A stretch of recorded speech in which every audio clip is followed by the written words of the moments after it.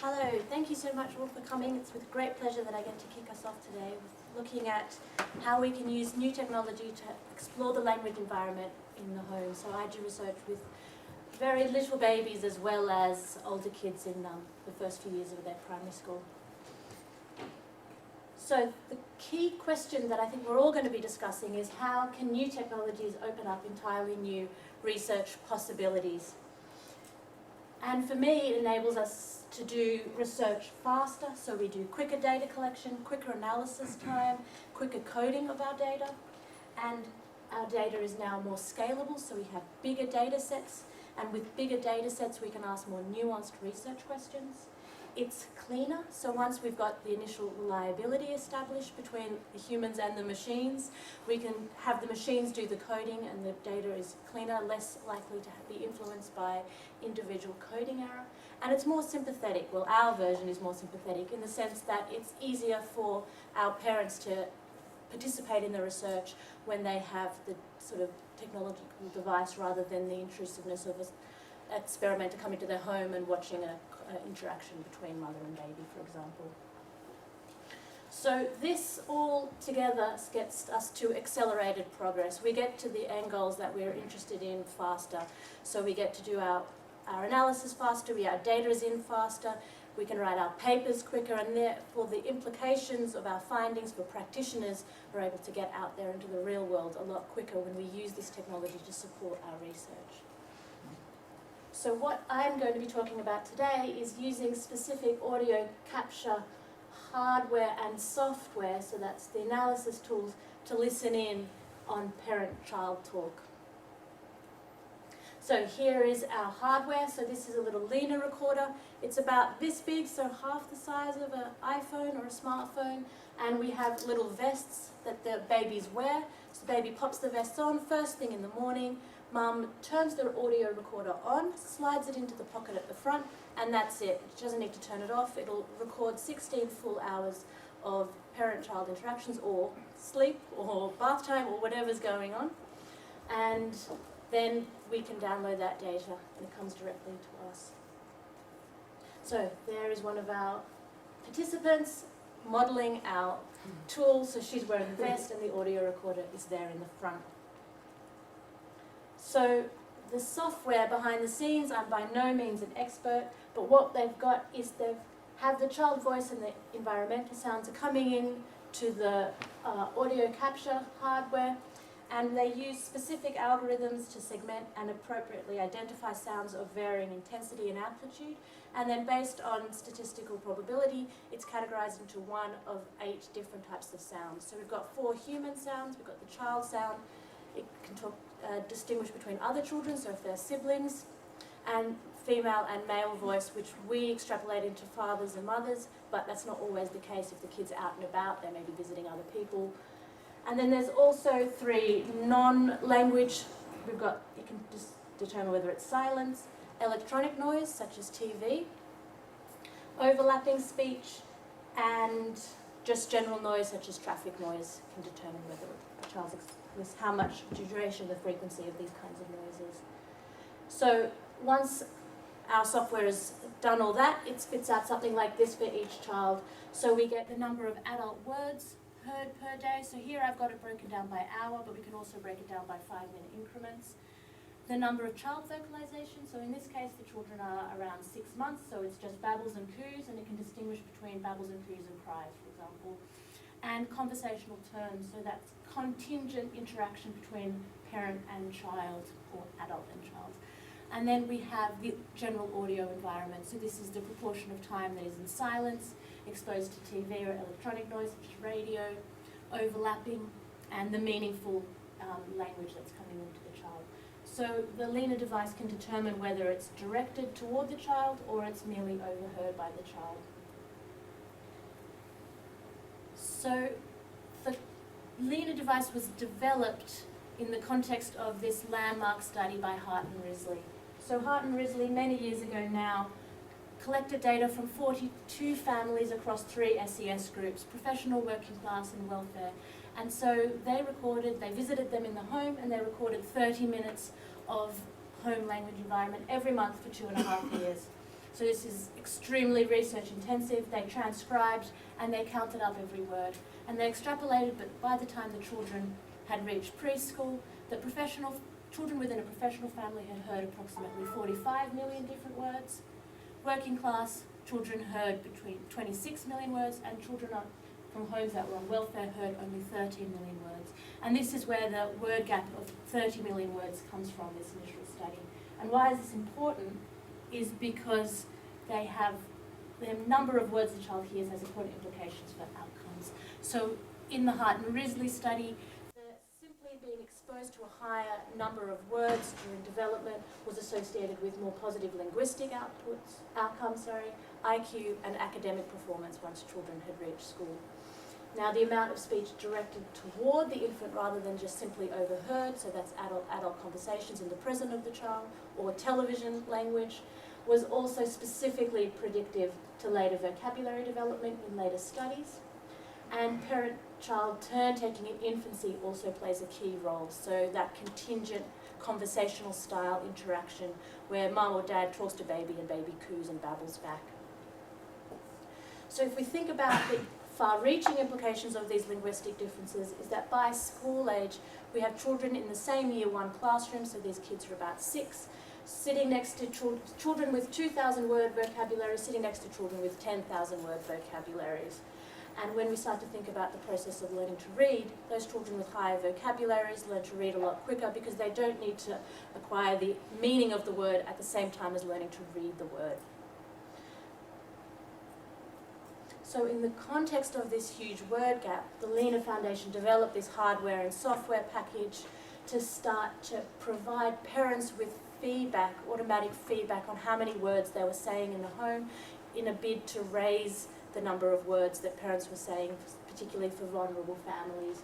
And now Lena have a number of packages which includes both the feedback as well as tools such as increasing the amount of stories being read to children and this turn-taking. So Lena Start, Grow and Home look at target parents, early childhood educators as well as health visitors to give them these tools to support parental language within the home. So the Lena software wasn't designed specifically for research, it was much more practically based. But why would we use it in research is, well, for me it's quite straightforward. It provides naturalistic observation without the coding burden, really. So direct observational studies have been absolutely invaluable in allowing us to understand the parent-child interactions and the important implications that certain types of interactions have for later outcomes, but it's so labour-intensive. So 1 hour of parent-child interactions can take up to a full day for a researcher to fully code. So now what we can do in a day, we can do in 5 minutes of computer processing. So if we think about 1 hour takes a full day to code, we have 16 hours of interactions for each child, so that's 16 days of coding that we've saved for each child. We've got 90 participants in this study, so that's approximately 1,440 days worth of coding that we've now automatized, or 3.9 years of coding. Now, of course, we would never have embarked on a study like this if we had to manually code it, but this is the sort of time saved that we've got in a way if we wanted to ask these sorts of questions. But of course, it's not just time. We get an increased volume of data, we get an increased granularity of classification, so we can start to break down and have a look at specific types of interactions much more clearly. We have statistical robustness because we've got a much larger sample, not just of individuals, but of instances and behaviours within each individual. We have the flexibility of data, so we can ask much more nuanced questions. We've got increased privacy, so what I didn't mention at the beginning was that all this can be analysed without us having to listen to a word of the parent-child interaction. And some parents don't want us to listen to it, and some parents are absolutely fine. They say, fine, you can use us for reliability. All we do is discuss what we're going to have for dinner at the end of the day, sort of conversations. But a lot of parents were concerned about privacy and us listening in, so this can all the analysis can be done without us hearing any of the interactions. And of course we get super fancy vests that we get to put on children. The second key point is that we can start to look at parental interactions over a long period of time in the home. So without the potentially intrusive presence of a researcher, a video camera, you can start to get at what's going on between parent and child. And we did, for a subsample of the 90 participants in this study, we did two days of recording because we thought that there may be the fact that parents will talk a lot more on day one because they know that audio recorder's there and they want to try and play up to it, but we didn't find any difference between day one and day two. And it also gives us, if let's say we're interested in specifically infant-led turn-taking, we've got a larger corpus of data to start to ask questions about these sorts of interactions. And it reduces the burden on parents. And this is particularly important for us because this is part of a much larger longitudinal study, and we don't want to ask too much of parents because we really don't want them to drop out later on down the line. So what we've done is we simply post the audio recorders and vests out to parents. They put them on the child at the beginning of the day. Once they're done, they pop them back in the mail and they send it back to us. So if there doesn't need to schedule a time to see the experimenter, if the child's having a bad day, they don't need to do it. They don't need to start rescheduling things. So a lot of parents fed back to us that it was a nice way of getting an extra bit of participation in this broader study without having to have the extra burden.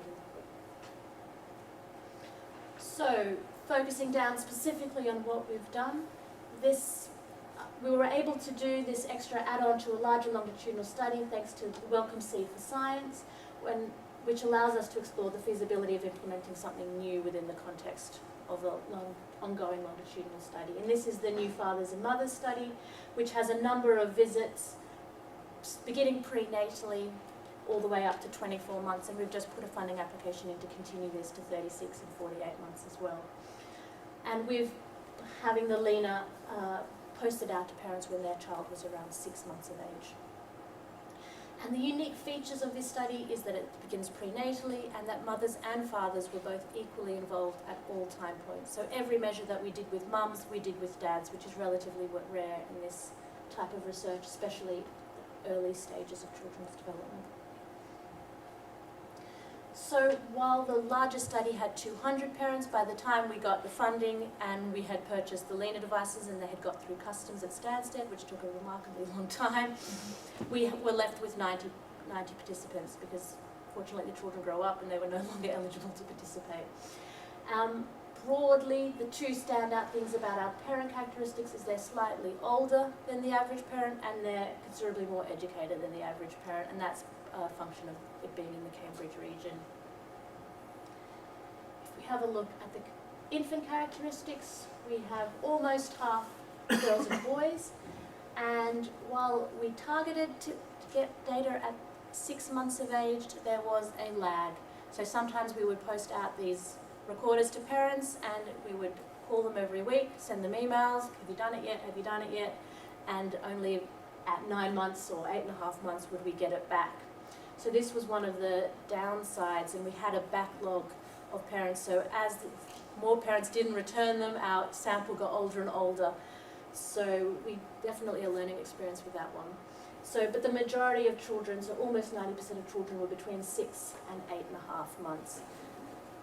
But it does mean that we need to start looking at age effects as well when we start to look at the word count.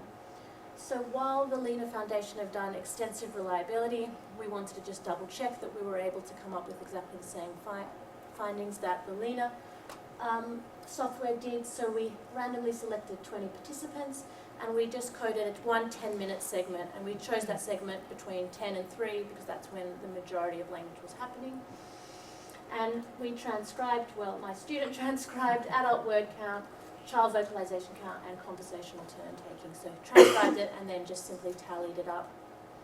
And we were happy to see that our intra-class correlations were high for adult word count, child vocalizations, and conversational turn taking. So this was heartening for us that we could replicate more or less what the Lena software was doing.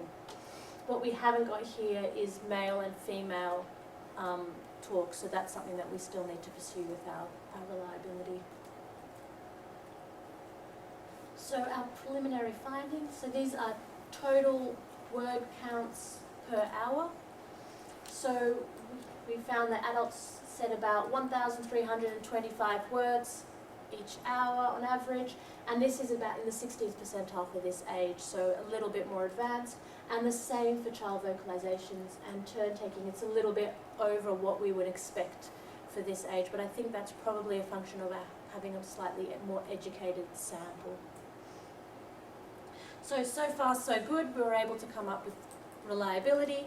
Our tallies more or less were within the ballpark of what we would expect. So the Lena software is looking good. And then we started to have a look at the patterns of talk over the day. So here we have average adult word count with standard error, and as the Lena Foundation has also found, there was an increase of talk at the end of the day. So our overall patterns is mirroring that has been found before.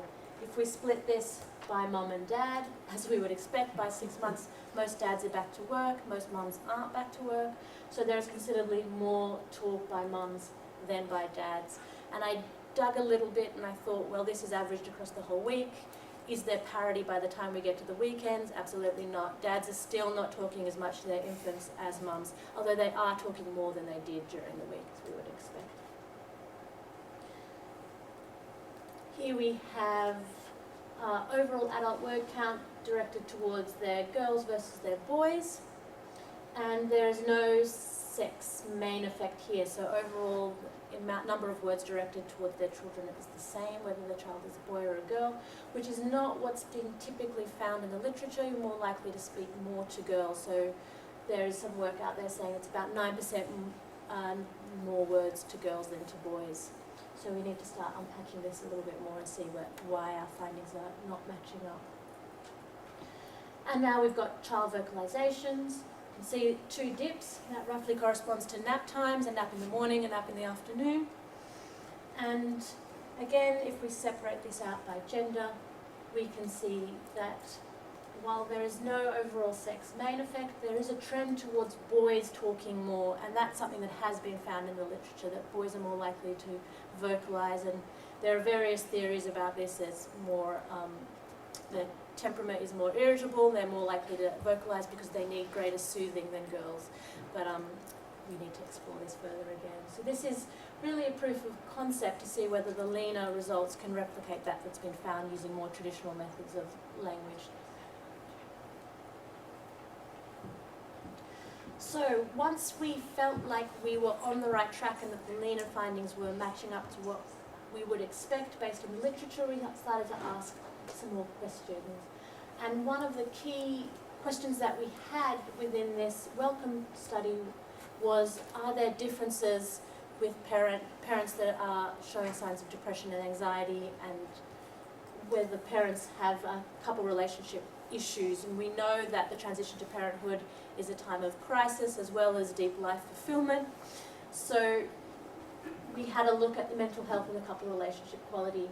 So between 10 to 15% of women show signs of depression and anxiety in the perinatal period, so that's both before and after, and 10% of men show depression after the birth of their child. And more difficult to find solid estimates for fathers, but it does hover around 10% in the few studies that have done it. And we know that those parents that show signs of depression are likely to talk less to their infants.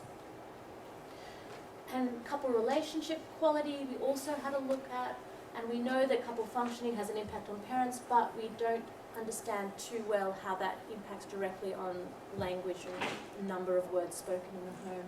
So that was more exploratory.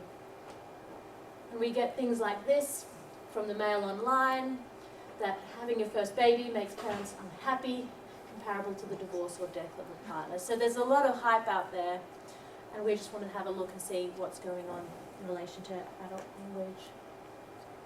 So, is the family language environment associated with parental well-being? It doesn't look like it. So by 6 months or thereabouts, there was no association between 4-month depression scores or mum anxiety.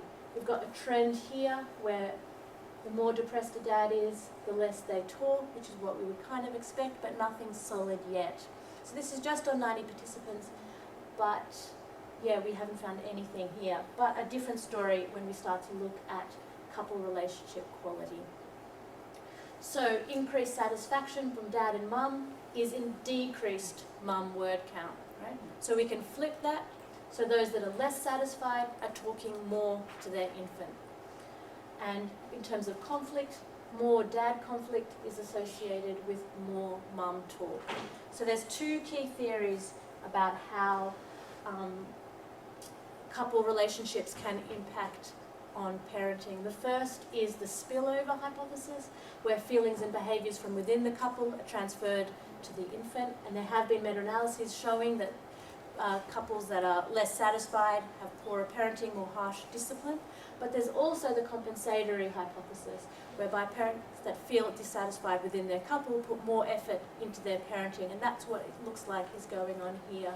And I was joking with a couple of friends about this finding. It's like almost like you're telling the baby, can you tell daddy to go take out the rubbish? You're not talking to your partner, but you're talking more to your baby. So there's sort of compensation here. So what are our next opportunities with implementing more technological ways of coding and analysing our data? And obviously what we haven't got, and the big hole here, is the content of interactions. We know the number of words that are being spoken, but we don't know what's actually being said. So we know that content is important in predicting outcomes. So for example, in the Hart and Risley study, children in professional families heard more positive words compared to negative words, compared to working class, and even more than the welfare group. And children in professional families hear more positive affirmations in an hour, and so the ratio is 6 to 1. For working class families it's 2 to 1, and for welfare families it was 2 negative statements to 1 positive statement. So there's not just differences in the number of words, but there's difference in the contents of words as well that really needs to be unpacked. And a study by Claire and colleagues found that socio-emotional outcomes, so that's the child's social well-being, how well they're able to relate to friends, how they understand other people's mental states and emotions, while at age 2 was predicted by the amount of talk. So concurrently, the amount of turn-taking that was going on between mother and infant predicted these social outcomes. But when we started to look forward at 3 and 4, it was the content of the turn-taking that really took on a specific role in predicting outcomes. So number of words might be riding roughshod over these important differences in what's actually being said. Now these transformative technologies are coming, and I'm sure there's computer scientists in the room that know this a lot better than I do, but this sort of human-computer interaction, so think Siri, think Amazon's Alexa, there's only a hop, skip and a jump before we start to look at human-human interactions as well, and use these to start to explore the content of what's being said. So Google is doing it. I know there's a group in Stanford doing it. There's Microsoft Watson, I think, is starting to have a look at sort of the content of interactions, starting with human-computer and slowly moving over to human-human. And the next thing is understanding the emotional tenor of the parent-child interactions. So it may be that depressed parents are saying the same number of words, especially in this educated sample where they know that they need to keep talking to their infant. There's a lot of emphasis on that. But it may be that their emotions are more blunted or muted when they're talking to their child. And so families that express more emotions, both positive and negative to a point, are more likely to have children with more adaptive emotion regulation strategies, better peer relationships, and more sophisticated social competencies. So understanding the emotional tenor early on is going to be really important for us to predict these socio-emotional outcomes.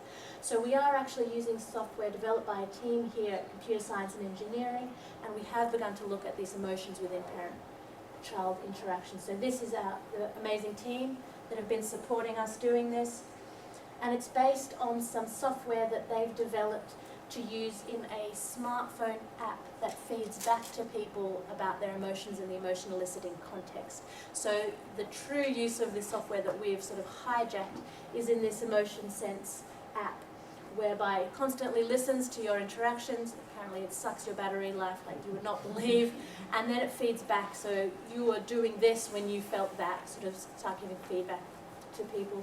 So while we are using the sort of back end of this when we're manually importing audio into this software to generate counts on different emotions, the future possibilities are to hijack hardware that parents already use on a day-to-day basis to not only use the emotion but also to start to collect our audio.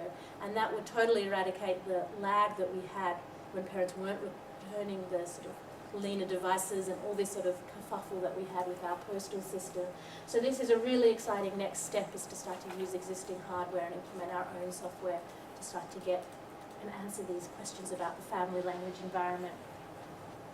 So broadly, what we really need to do is look beyond these traditional research methods and start asking technology questions alongside our research questions so we can do some really exciting science. Thank you.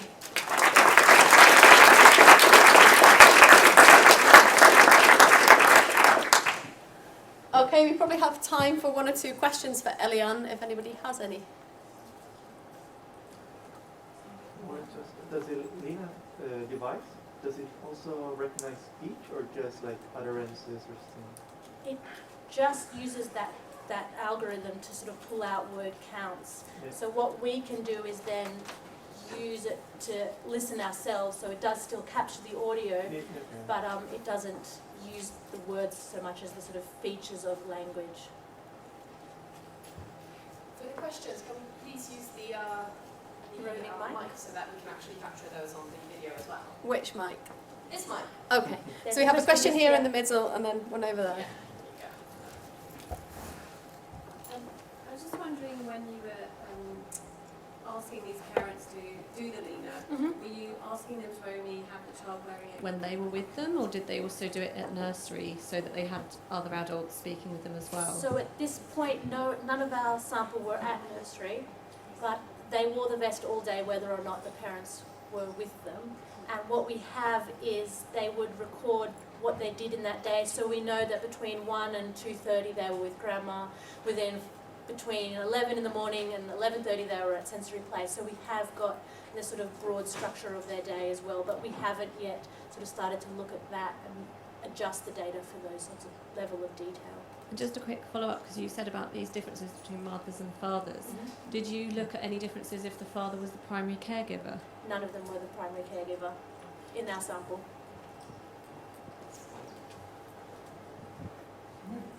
I've got a question about variability as opposed to frequency. It seems to me if you have high variability, that might reflect something like mental health. Have you analyzed any of this? As in variability? Like standard deviations as opposed to means or frequencies. So, from a within-child perspective, the variability that they hear throughout the day, so there may be peaks and variability troughs? from a parent. It could be that you could look at, does this technology allow you to do rates across time? Yes. So, it could be that a depressed mother or father is more or less depressed at certain times of the day. In other words, what I'm wondering is, it's predictability. Yeah, that's a really good question. That's something that I haven't explored And yet. variability might be an interesting way of getting at that as opposed to a mean or a frequency. Yeah, and we know a lot about what inconsistent parenting does. Yeah, So exactly. inconsistent Yeah. language, yep. Especially with turn taking. So whether there's periods of the day where they're more likely to do turn taking, and whether there's baby babbles that are not being reciprocated in that And sense. might flesh out. That might flesh out a relation between mental health and. Yeah, so what I didn't mention is we've actually got an additional group of people that we recruited specifically who had a difficult transition to birth. So either they were in the NICU or their mum was in hospital prior to giving birth for quite a while. So we've got that high risk group that we still need to have a look at. So I think that sort of variability aspect would be particularly interesting in this high risk sample. Okay, one last question.